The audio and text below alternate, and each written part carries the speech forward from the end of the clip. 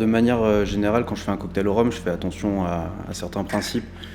Je base toujours le choix de mes cocktails sur le produit, sur la sélection du produit, sur la verrerie aussi, qui a une grande importance.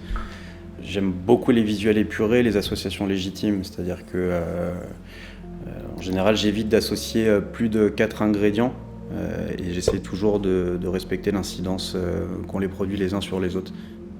Les classiques cocktails sont très très importants parce que c'est aussi ceux sur lesquels on se base pour faire des créations. La créativité, c'est aussi la découverte de tous les goûts, de goûter à chaque produit de façon brute pour avoir vraiment le goût intrinsèque des choses. Et c'est cette curiosité-là qui fait finalement une créativité qui va de soi après derrière quand on s'amuse avec tous ces produits-là.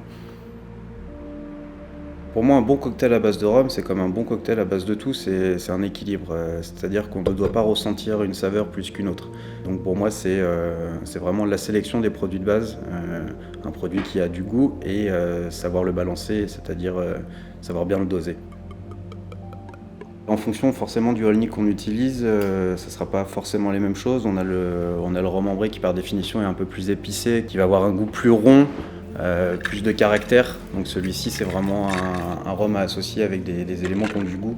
Comme le gingembre, on a parlé du Dark and Stormy, voilà, c'est plus cohérent de l'utiliser avec des ingrédients qui ont beaucoup de goût pour arriver justement à les soutenir.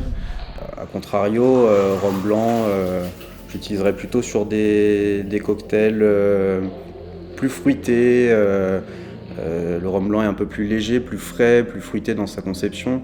Peut-être le zombie sur des bases de fruits rouges, d'ananas, voilà, des cocktails un peu plus punch. On peut mélanger le rhum blanc et le rhum ambré de Olnick sans problème. Il y a des cocktails classiques qui sont des mélanges de rhum, comme le Mai Tai. Il n'y a pas forcément de limite au cocktail, la limite étant juste le goût, le goût final. Un cocktail que j'ai créé, que j'avais appelé à l'époque le Binut, sur une association de gingembre, de vin de xérès, de rhum et de citron pour la fraîcheur. Voilà, c'était quelque chose de simple mais qui m'a plu.